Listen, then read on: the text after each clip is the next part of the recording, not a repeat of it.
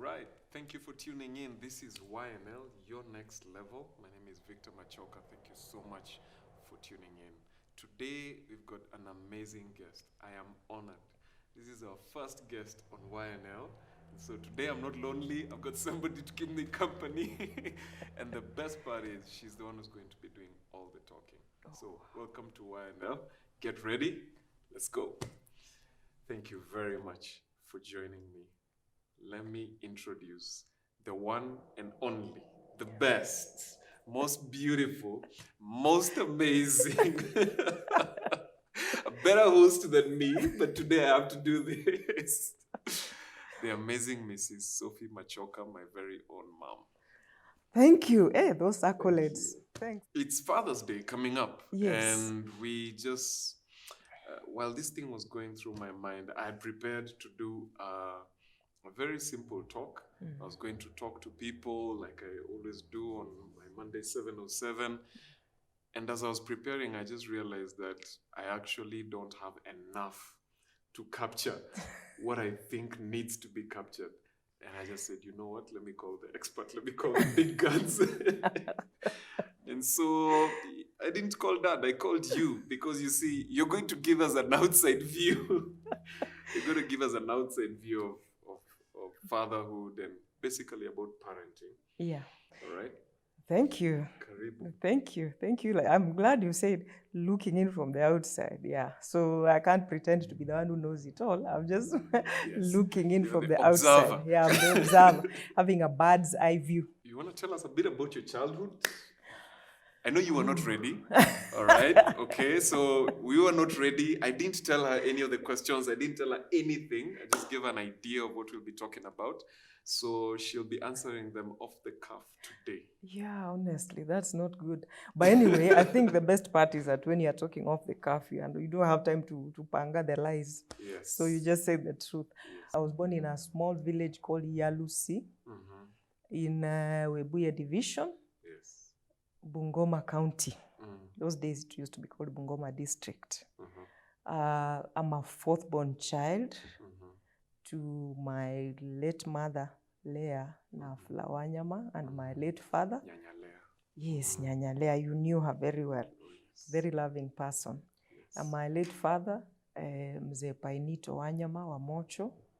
So we grew up, actually, I grew up in among my brothers and sisters. Like I already said, I'm the fourth child. So the others before me, the others after me, I was like bang middle of the family. Because there are three of four, and then three down. Yeah, after me. I grew up in a village setting. It was so beautiful with my grandparents around, my aunties. My grandfather was called Jonathan Wamocho. I don't think you ever met him. No, I think, I didn't. yeah, you didn't meet him because I think he passed on in 1985. My grandmother was called Dina Wamocho. So Dina Nekesa. Yeah, so my childhood wasn't, what can I say? Okay, it was exciting in its own way. I went to the local primary school where you wake up, you walk to school, you walk back home, have lunch, walk back, and then in the evening, walk back home. Wow. Until I did my KCP, joined Misiehu Girls, Form 1, and did my O-levels. Those days we used to have that system. It was called 7, 4, 2, 3.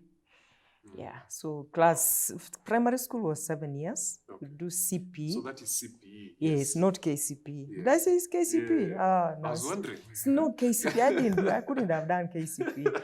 I did CPE. You look like Certificate of KCPE, Primary. but it's okay. Let's go with that. So, and I joined Misiehu Girls High School, where I did my O-levels.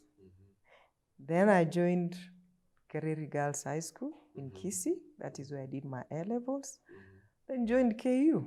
I did my B.Ed, majoring in Kiswahili and English. What was it like when you were growing up, when you were in class 3, 4, 5? I know we say that kids mature very fast these days, but I know you guys at class 4, you are responsible adults. Oh, yes. Oh, yes. You can say that again. We used to grow up. We used to mature very fast. I think kids these days, with the help of the internet, and there's a lot of information. So they get to know so much at a very young age. But we used to now mature at a very young age. Because I remember I did class 1, class 2. When I was about to join class 3, my young brother was born. He was born in January. My brother, your Uncle Andrew. And at that time, I told my mom and my dad I was going to sit home and take care of him until he was big enough to be left alone before I went to school. My mother tried to dissuade me, and I was so set. You know, that time I was like 8 years old. Wait, you told your mom that I'm going to Yes. miss school for a year, Yes. stay home Yes. to take care of my younger brother. Yes. How old were you? Class 3? That's what? 8. I think I was about 8 years that's old. about 8 years old. And I stayed home with him. My mom would go to school because she was a school teacher. Wait, my father she was let also... you do it? She did, because... She was crazy. No, she was not. She knew how to do it. Because she told my dad, and she said, wait until your father hears that. He's going to be mad at you. I said, you tell him. So she went and told him. I don't know what they discussed. The next thing she told me, you have a go at it. So you got a gap year Yes. in class 3. Yeah. You know, staying home, taking care of an infant. Wow. 8 years old. So... what was your mother doing? Where were you? She was a teacher. Oh, okay. Yes. My mom was a school teacher. My father was also at a that school time. teacher. Okay. Yes. So she went back to school after her maternity leave. So she talked with the headmaster. She was given lessons starting from early morning up to 12. She was dealing with lower primary. Then after lower primary, go home. They don't come back in the afternoon. So she will finish with lower primary and then come home. Within these 2 hours, within these hours from 8 in the morning up to 12, by the time she comes home at 12:45, I've covered up for her, taken care of the baby. Then now at that time she could take over, take care of the baby. What? Then now I take over the house chores, looking for firewood, fetching water, doing ABCD, all those things. Do you know I learned to bath a baby when I was 8 years old? I could At 8 years old, my son still wasn't bathing himself. You were bathing others. I could But bathe you didn't my pass brother. all these genes. They are there. They are in there. It's just that we don't let them do it. Okay. But they are in there. So I went, and after that year lapsed. Then the following year, I went back to school, class 3 now. So this class 3, we used to go to school somehow. I think there was a shortage of classes. So class 3s used to report at about 10 in the morning. Okay. Then you go, you stay after you learn until 12, you come home for lunch, and then you go back in the afternoon. So now we are still coordinating with my mom. I will stay home and do a lot for my brother in this morning. At that time, he was walking around, 1 year old and a few months. Yeah. So I will do a lot at home, then leave him, get ready, go to school. My mom knows at that time she has just like 2 hours to come home. We have left him with my younger siblings who had not yet gone to school. So they're just kids left outside there playing alone. What? Yeah, within 2 hours, kids will be alone at home. But people are responsible in the countryside. No one will come and harm any kids. So this is like nursery school kids, just there Yes, outside. you know, the ones that Andrew comes after. Yes. Yeah. Wow. Small kids just playing outside. So my mom will come home, take over from lunchtime, and life went on Mungu like alikuwa that. anachunga watoto siku hizi. I think we take a lot, ama there were not as many The dangers dangers. as there are The today. dangers. I would say now it's very dangerous because you cannot even leave your 5-year-old. Like No, now, Jade, you cannot can't. just leave him at home You and go can't. to work. No, you can't. There weren't many dangers. And the village was good because everybody was everybody's keeper. I can't imagine a neighbor coming in. Let me tell you, in the village, everybody was either auntie or uncle, grandfather, grandmother, So it or was cousin. family, really. It was family.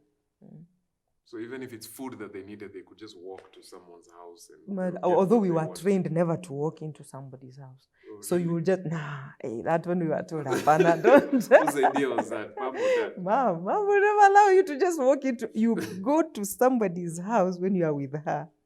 Uh-huh. That's when you can Hiyo go ni ile and, ukikula kwa majirani. wewe, The utasema. pitigi you'll get.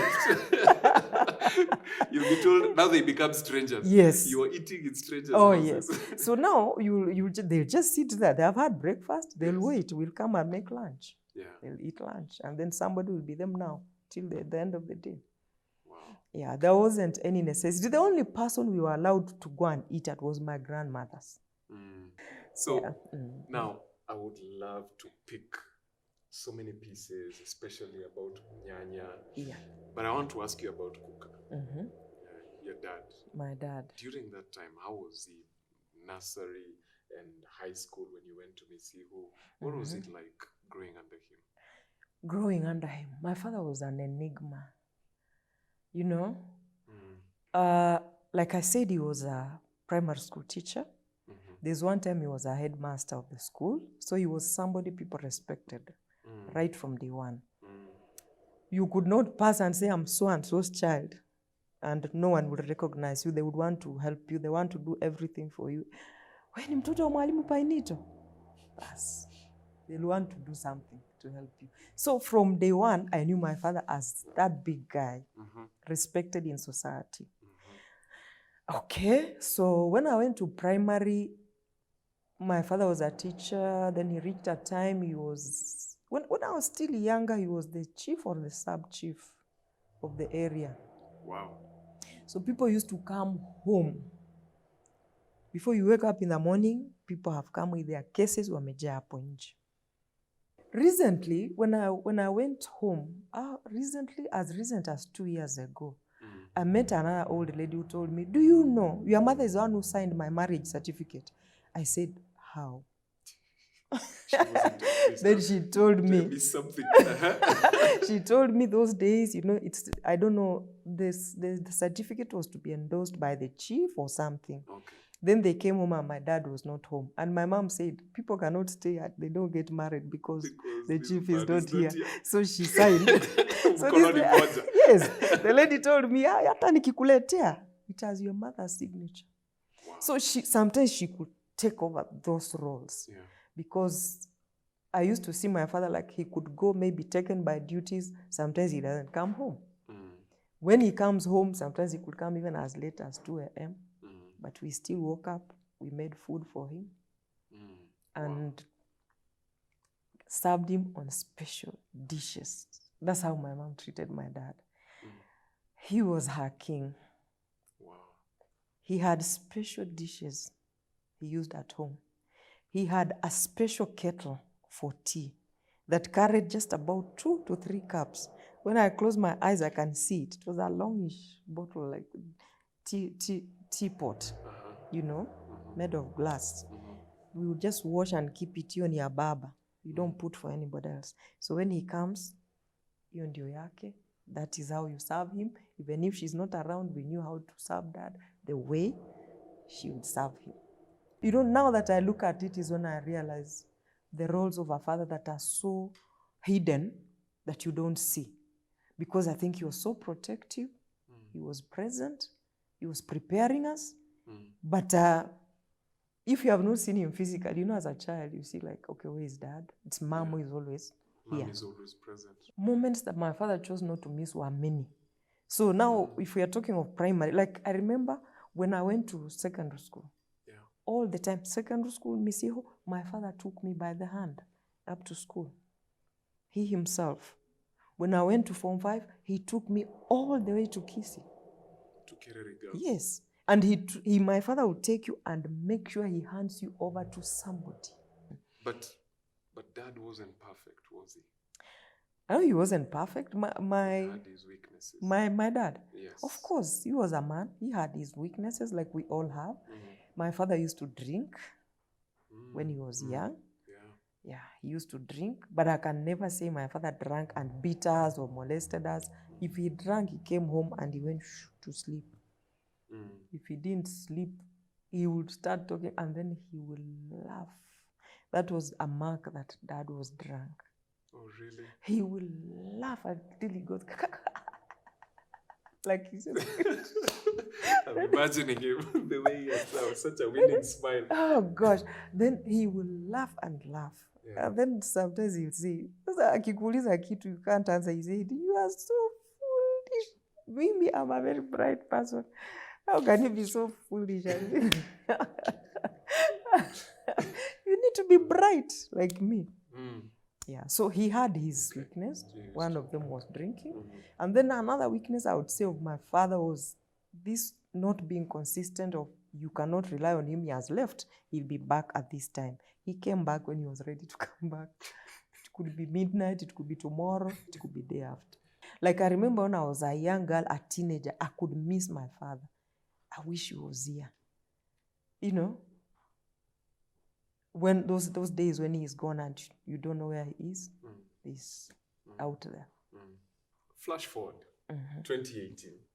We seated at home, January, and then you tell us, you and Dad, tell us, by the way, next year, December, we are doing our wedding. Yes. As in, for us, that was the funniest thing ever. You were announcing a wedding date. I remember Dad gave us the date. Yes. All right? It was 7th December 2019. He's giving us this date. In 2018, yes. January, February, we were like, okay. As in, you guys really search for that date. And he was like, nope, that's the day that we're getting married. Yeah. What was going through your mind that time, in that season? When he was planning the marriage? Yes, when you guys decided we are doing a wedding. Let me tell you, Victor, we had always, it was always in our mind. We had always said we are going to wed. The way we got married is not the way we wanted to. You get? I don't know whether I've ever told you this, but here I was in Form 6. I meet your father. I'm in Kisii. He's a Kisii. I come from Bungoma. And both of us knew without a doubt that our parents were not going to be for this marriage. And then we reached a point we said, we love each other. We want to get married. But we don't want to go and ask our parents. Then they say no. Then we still go ahead and get married. That will be disobedience. So let them hear that we are married. And then they will see with time that we love each other and they will endorse. Better to ask for forgiveness than for permission. Than for permission that you know will be denied. Wow. So that's what we did. So you guys got married and then told them? Yes. Okay. Yeah. Okay. And that is why I told myself, when I have my own children, I need to correct that one. I want my children to trust me enough that they can tell me their issue together. So that was always at the back of our mind. One good day, you'll do a wedding. Yes. With both your parents. Both our parents. So then come 1999, my mother left. So she's out of the equation. This time we planned. I called my father. Your father called him just to inform him officially. Baba, I'm doing ABCD and you'll come, you'll hand me your girl. This is 2019? Yes. Or when now we were preparing? 2019, yes. Last year? Yes. Okay. Beginning. Yes. And my father was so for it. He was so happy. He accepted. He said, I will come. When did he fall sick? That was November 2011, November 2019, November around 11th. I have it somewhere in my diary. When I talked to him on a Friday evening. That's the early part of November, on a Friday evening. So the wedding is planned for December? Yes. Everything is ready? Everything is ready. December 7th? Yeah. Santos and his family are coming. They have booked the flight. Everybody, all the relatives in the States have booked their flight. Yes. They are ready. Yes. So I talked to my father. I talked to my uncle first. Yeah. My father had only one brother. Yes. So this is my uncle Christopher. I talked to him. I said, Uncle, I've seen you wearing very smart suits. Where do you buy them from? So when I talk to my uncle, we can talk even for 2 hours. He's very convivial. Yeah, mpaka credit. Inaisha, you go to add. Yes. Yeah. So we talked. Then I told him, I like your suits. We talked. And then I said, I want you to go with my dad where you buy suits. So that now you two get suits, beautiful suits like that, to come and attend my wedding. So Saturday I go to the salon to do my hair. I'm seated in the salon. My brother Andrew sends me a message and says, Dad was taken ill last night. We've rushed him to Lugulu Hospital. He's admitted. I said, what? But I talked to Dad yesterday. He was okay. He said, no, he felt sick at 3 a.m.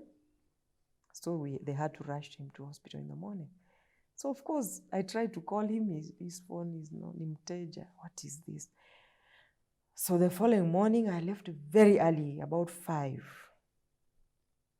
But when I reached Limuru here, the message came that told me, Mteja, you attempted to call me at such and such a time. That's my dad's line. Yes. So I called, and my cousin who was taking care of him picked. He's called Franco. So I asked him, Franco, how is dad? He said, he's still sick, but can he talk? Yes, he can. Give him to me. So I talked. He was weak, but we talked. And I'm like, Dad, how are you feeling? He told me how he was feeling. But the one word he kept telling me is like, don't be afraid. I'll be okay. I told him, okay, I'm on the way. I'm coming. So I went, passed through Eldoret, picked my sister Helen and her daughter. We went straight to hospital. We stayed until evening. He told us, you go home and rest. You'll come and see me tomorrow. I said, no, Dad, I wanted to stay in the hospital with him. My sister Helen wanted the same. But Dad refused. He said, you go home. To cut it short, by the end of the day, we had transferred him to Moi Teaching and Referral Hospital in Eldoret. Yeah, he reached there. The condition was not getting better. So at around midnight, the doctors called us to a conference. They told us they were suspecting he had ruptured an intestine. So it was pouring a lot of that stuff in his stomach cavity. That's why the stomach was just swelling, and he needed to go to theater immediately. You can imagine at that age, and he was so frail, and he's going to theater. But me, I knew theater will help him, because if something has ruptured, there's no pill you'll take that will seal the rupture. Yes. You can only operate and either seal it or remove it or whatever. Yeah. So me, I knew once Dad went through theater, he'll be okay. They'll seal the problem, he'll be okay. So that night, I remember I sat on his bed and just held his hand like this the whole night. That time I'm just talking to God as I'm holding his hand. And he fought, he struggled the whole night. His breathing was labored. He was just not doing good. So in the morning, we were even debating. The doctors even called us. They said, your father has to go to theater. So we were saying, but he's so weak. Will he make it? The doctor told us, we are caught between the rock and a hard place. Because we take him to theater, let's take him to theater, we take the few chances that we have. We don't take him to theater, For sure. For sure we'll watch him just go and go in pain. So me, I said, Apana, let Dad go to theater. They clean whatever rubbish is there, then he'll be okay. So that night I spent that whole time holding his hand. In the morning when everybody came in, because my younger sister had just brought a small mattress. She had just slept on the bed, at the bedside. My brother just sat on the seat like this and slept. I remained alone with my dad, awake with my dad. Yeah. And I just looked at him and I told God, if you are going to take him, please let his soul be clear with you. I made my peace with God. I told God, if you are actually going to take him, but I'm praying that you don't. But if you are taking him, please cleanse his soul, let him come to you. He's suffering. So in the following morning, so I woke up. When I had come in the evening, I had just parked my car in the hospital parking lot. So I went to my car, sat down. I started praying. Then I started crying. I cried. Then I just saw blood. I was crying. I was nose bleeding. At the end of the day, it was just a mess. Then I took hold of that tissue. I looked at it and I told Jesus, you poured your blood on the cross for us to be saved. This blood of mine can't save anybody. What is it all about? What message are you trying to give me? Is it blood going to be poured somewhere? What is it? But I told God, either way, I've left him in your hands. It is the blood that you poured on the cross that's gonna save this man. And whatever the circumstance, give us strength to bear. So that time I'm just praying alone in the car. So I prayed, finished, then joined my family. We joined the doctors, we agreed. Then they started preparing him. They took him to theater. He stayed in theater. He was coming out at about 2 o'clock. 2, 3. By the time now we were ready to see him, it was almost 6 in the evening. But the doctors, they told us the operation was successful. They found actually he had ruptured the gallbladder, not even an intestine. Wow. It was the gallbladder. So literally it was pouring bile. Literally. Yes, he had bile. Pouring vitriol, literally in the system. So they had to clean that and of course remove that because it was burst, it was spoiled. So I went to Google and I was wondering, can somebody live without the gallbladder? I found actually people live without the gallbladder. Okay. Many people. I didn't know that. I had to Google to find out. And then I found out that many people live without the gallbladder. In fact, funny enough, the doctors told us, because of his condition, after the surgery, he'll go to ICU. So when you see him in ICU, don't be shocked and say he's taken a turn for the worst. He has to go to ICU to be managed from there first before he progresses to the normal ward. So when we went to the ICU, you see people there who are just lying comatose. I said, oh God, when you walk and you have your 2 feet, just thank God every day. There are people just there comatose who don't know whether they are even alive or dead. So I saw a friend, a lady, who later on the following day she came and found us. Then she talked to us. She said, oh, you have a patient there. She said, I have a mother there who has been there. This is 1 year down the line. She's been in ICU. In a coma? Yeah. Wow. In ICU. So I said, oh gosh. So, and she looked like she was encouraging us. She said, it will be okay. And then she asked us, what was wrong with Dad? So tukamwambia, they say it's the gallbladder. She said, me, I'm a living example. I don't have a gallbladder. Wow. She's a young woman of about 50 years. She said hers was removed kitambo. When it burst, it was an emergency. Yes. But it was removed. And she says she's okay. All you don't have to eat is fatty foods because bile is what helps to digest fats. You have to break it down. But you don't. She says she eats almost everything. And she was healthy. So this is Monday, Tuesday. Monday, Tuesday. That was Tuesday now. Tuesday now. Again, just to recap. So you spoke to him on Friday, planning to buy a suit. Yes. This is Tuesday. He's coming from surgery. He's in ICU. ICU. So when we went to see him in ICU, the doctors were happy. They said it was successful, but he had those tubes in the mouth to help him breathe. He had gadgets. He's just there lying in gadgets. But when we talked to him, yeah, he would respond. Of course, he can't talk because his tube's in the mouth. But the doctors explained to us, they said, even what we've put there that's helping him to breathe, it's not because he can't breathe on his own. It's just that when he cannot take in a lot of oxygen, so that machine just compensates for what he's not taking in. They told us he's in good condition. Said there Monday, Tuesday, they removed those... Wednesday, they removed the tubes from the mouth and he could talk. Now he just remained with the IVs all over because he has to be fed intravenously, the drugs intravenous. So I stayed with, and then Dad was okay. He said he doesn't have pain. Could talk. Namuliza, do you feel pain anyway? He says no. Okay. So he didn't feel pain. So I said, okay. Then you came back home. Yeah, because they told us now they are taking him to HDU because his progress is so good. They have weaned him off oxygen. Yes. He's breathing on his own. He's just now recovering. So now you have a wedding. I have a wedding to plan. In how many weeks now? Like 2 weeks? 2 weeks. Your wedding is 2 weeks. 2 weeks. Because this is around 17th. Yes. When I'm coming home.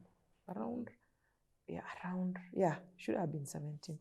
When I said, let me dash home, let me go and arrange a few things, then come back. See him kidogo, arrange a few things, then now come back. Yes. for the wedding. So I came, I did ABCD, you know, my dress was being made, the bridesmaids' dresses. I remember that time you had gone missing. We were basically planning your wedding without I you. know. And Do you were know, we telling- almost postponed. Yes, We almost postponed. I remember. Because it's like, by that time we haven't reached that point of postponing. Everybody's just going on, but I'm not there. I'm at home nursing a very sick person. And it was getting crazy because that time the guest list was about 300-400 people. Yes. And people were confirming. Yes. And of course, we were getting also some donations from some friends to supplement. Yes. And we were struggling to get people to block their calendar. Yes. Because we didn't know, are we still going to do the wedding? Are we not? We couldn't ask you, of course. No. So, I remember this time, I come here. I woke up in the morning, you see, still during those preparations, Yeah. I went to collect, I had sent somebody, I had booked for chicks to be brought. Day old chicks. So I wake up in the morning and you people had told me, now, Mom, you are tired, you cannot drive back to Eldoret. You take a flight. And since now it's not Bungoma, it's Eldoret, I'll just land at there, take a taxi from the airport, go to the hospital. Then, you know, I'll operate from around there, then come back. So which day was that? Was it a Friday? I just remember it was 19th of November. Okay. The Thursday before, I remember when I left home, it was Thursday. When I left hospital, Yes. It was a Thursday. So I came. The morning, you know, I said this morning is the one that will determine whether I'm going back to Nairobi or not, how I'll see the patient. We used to see him only at 7 in the morning and 4. And then just a few minutes at a time. So I went with my sister. We found Dad lying peacefully in bed.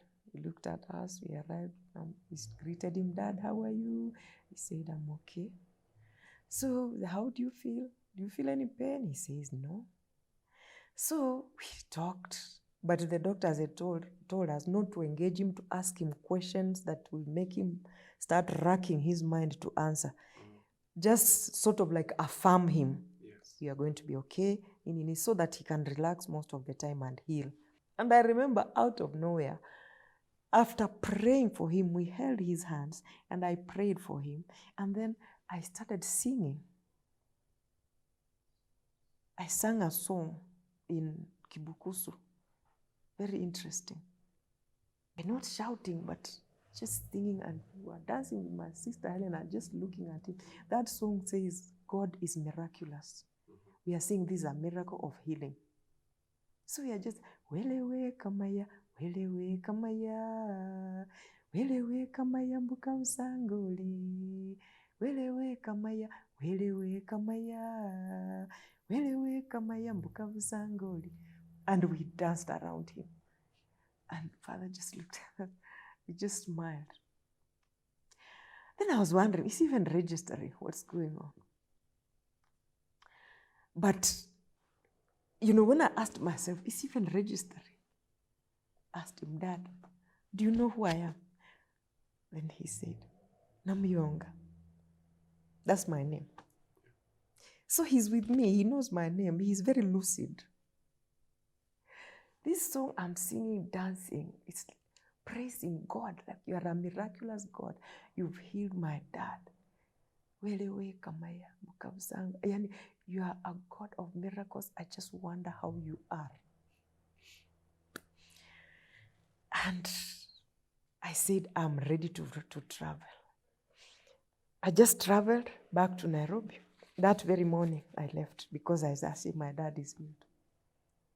And the doctor told us tomorrow we are taking him to HDU, then graduate him to normal ward. They even booked for him the normal ward where he was going to be moving into. So when I was here, that I was monitoring, they finally moved him to HDU. They weaned him from all those machines. I will call every day, I don't know how many times, and I will be told, Dad is doing much better. Then come that day, 19th, when I'm just ready to fly back. Niko na tikiti kwa mkono. I've just received chicks. Naingia kwa nyumba to take a quick shower because the flight was 12. I've received these chicks at 8 in the morning. But let me tell you, something happened that night. You know, when you are in this period of, you are in between sleep, not sleep. You are not sure you are hallucinating or you are awake. I saw my father walking through my gate, and I can't even describe for you what he was wearing. I saw him wearing, and he looked at me with his hand in the pocket and just smiled broadly and like greeted me like this, you know, and just smiled broadly with one hand in the pocket, one hand just. And then I became wide awake. It's like, what is that all about? Dad coming home. Something told me that can't be a good sign. I don't know. So when I came to the house from the chick side, I'm just rushing to go to the bathroom. I reached the sitting room. Then a phone call comes. Something told me this phone call coming this early. And I've told these people I'm traveling. What could it be all about? Before I could answer the call, my mind it was already going around. So it was that cousin of mine who was taking care of Dad. He just said, Dad has left us. I said, what? Dad is okay. He left ICU. He went to IHT. He was going to the normal ward. Why would he leave us? That's the time I just threw my phone down and I broke down. Your father was still upstairs. He came and found me on the ground. That's when he just picked me, took me upstairs, and the rest you know. Yeah. It was exactly 17 days to the date, to my wedding. Then I realized what the Bible says, do not trust the arm of the flesh. It can let you down, either knowingly or willingly or unwillingly. Because a human being can walk away even when they don't want to. If it's God's will, they will go. My father celebrated with me all my graduations. Whenever I had a problem, my father was there for me. The one thing that I remember that stood out so well, that I remembered my father so much for, is when I lost my brother Agri.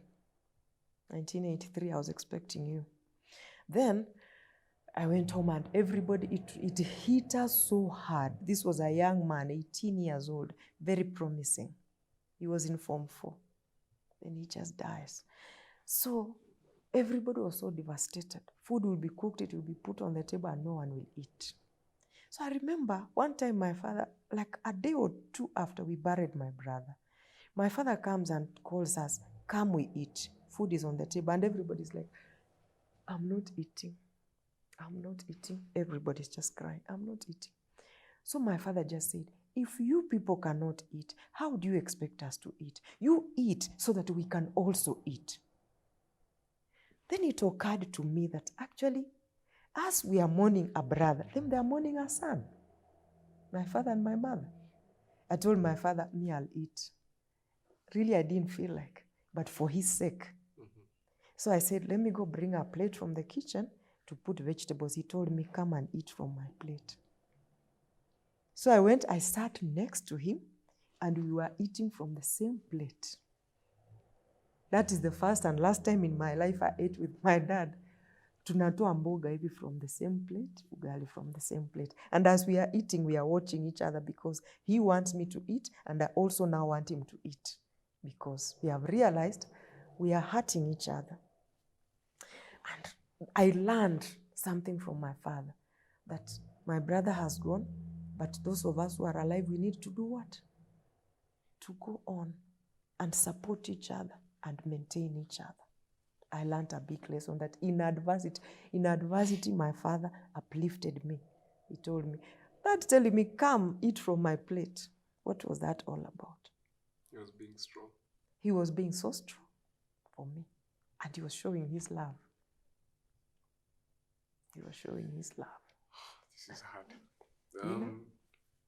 And I'm just thinking that the idea of living your life And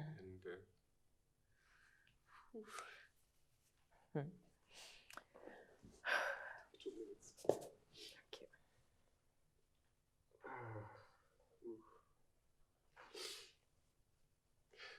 It's supposed to be your cry. I did. I don't want to.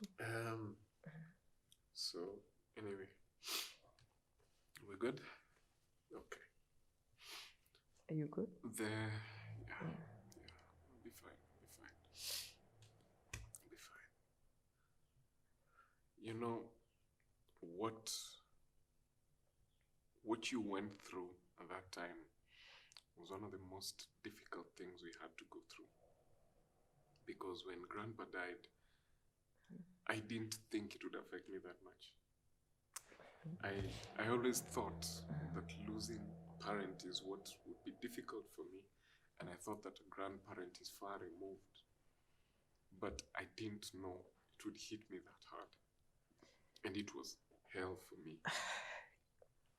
And I remember it was so difficult because at that moment, we were the ones who were planning the wedding. Yeah. We had already been planning the wedding for a month almost. More Without you. than. Yeah, but without me. Yeah, when I Without you. was. And we said, as long as you show up on the wedding day, we'll be fine.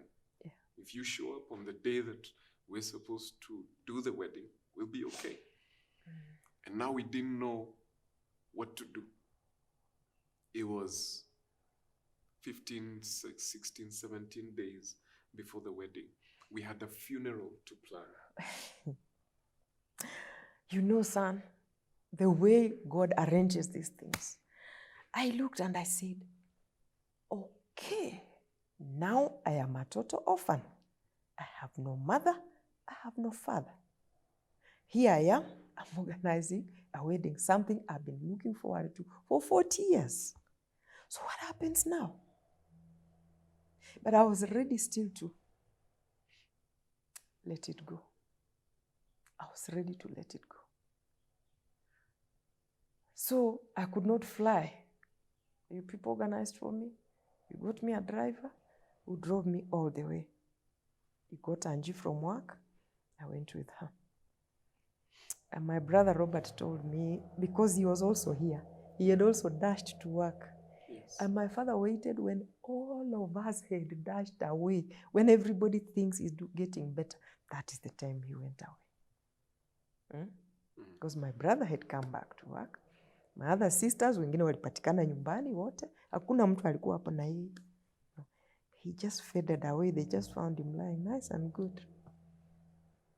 You know? And that was because that was extremely difficult, and we had to shift gears.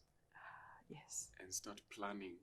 People who were planning to travel to come for the wedding had to now plan to travel for the funeral.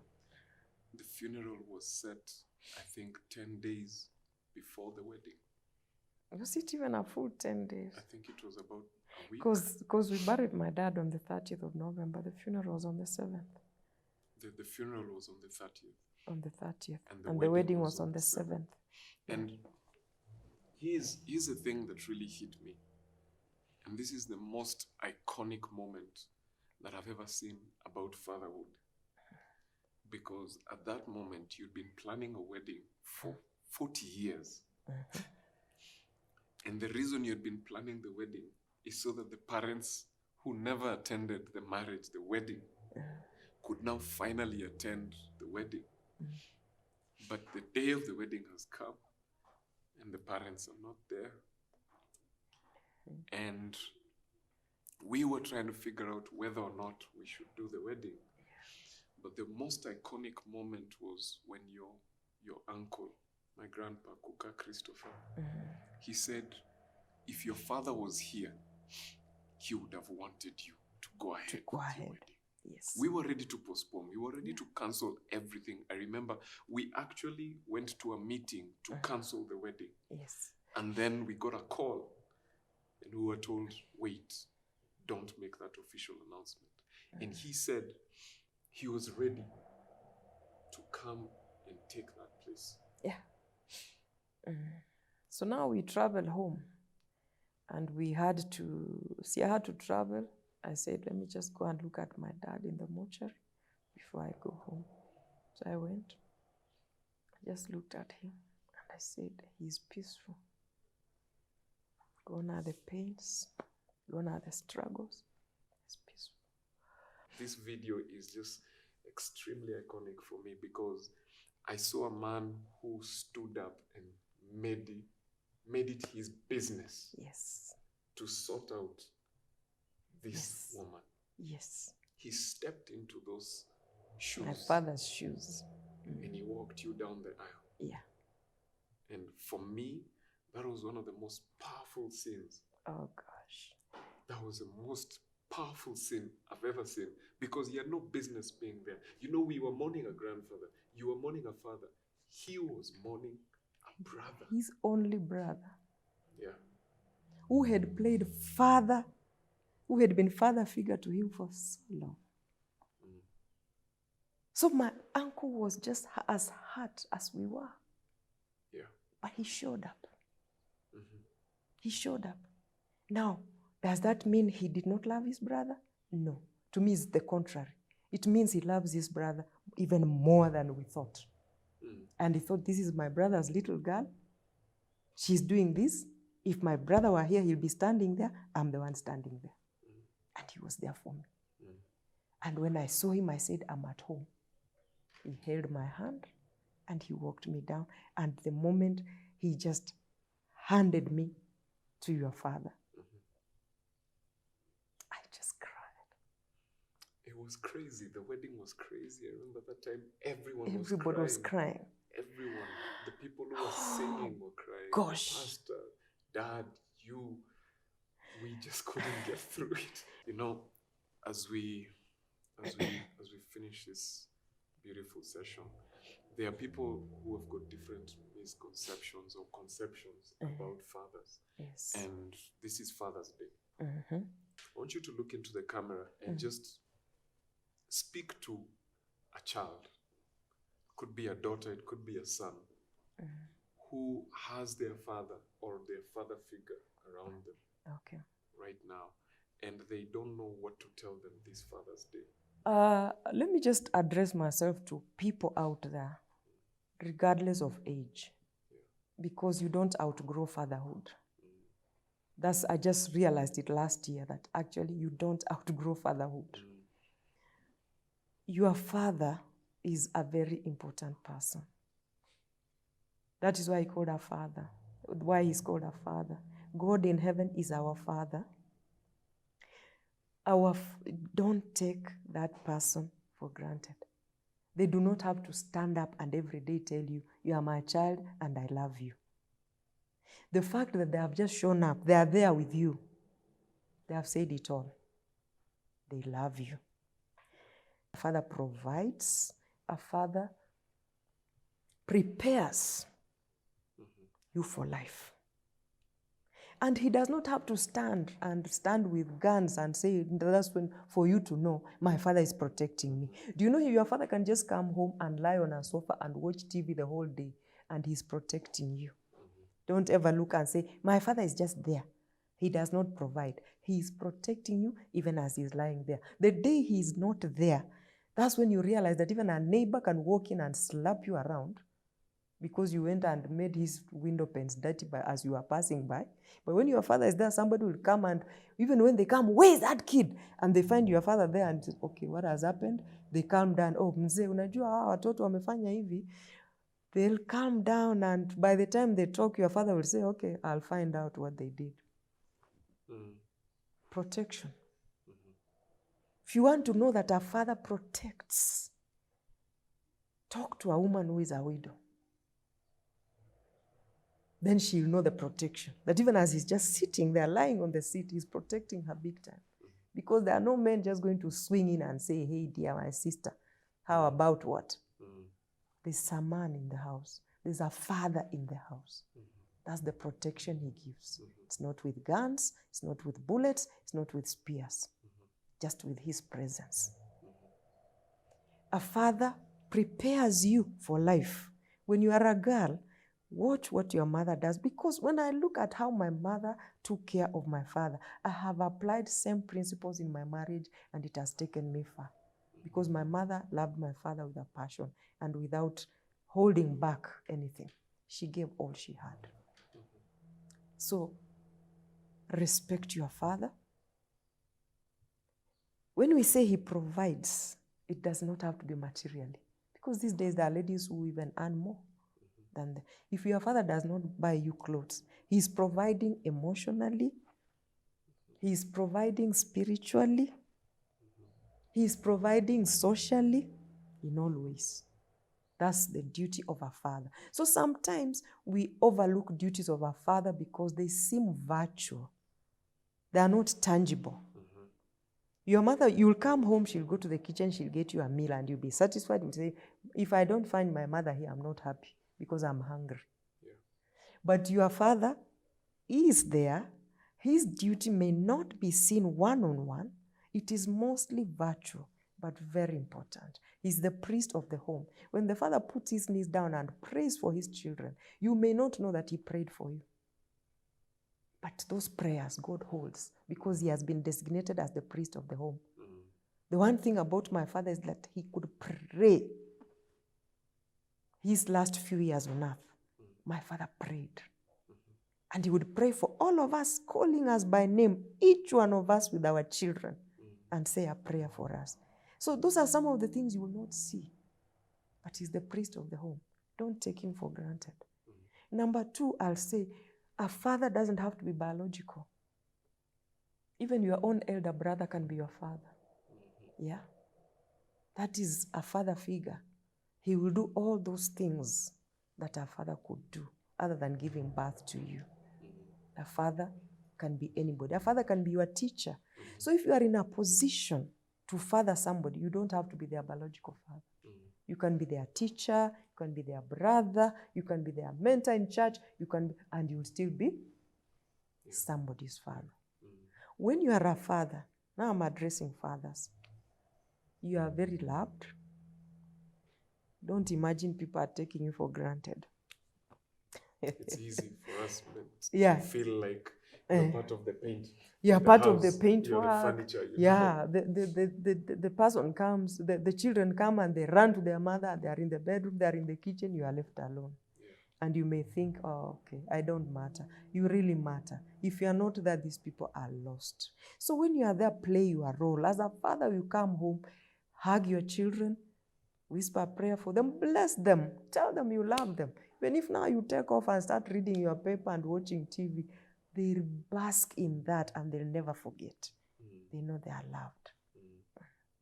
So let all fathers play their role. Play their roles. You can be a father to small children.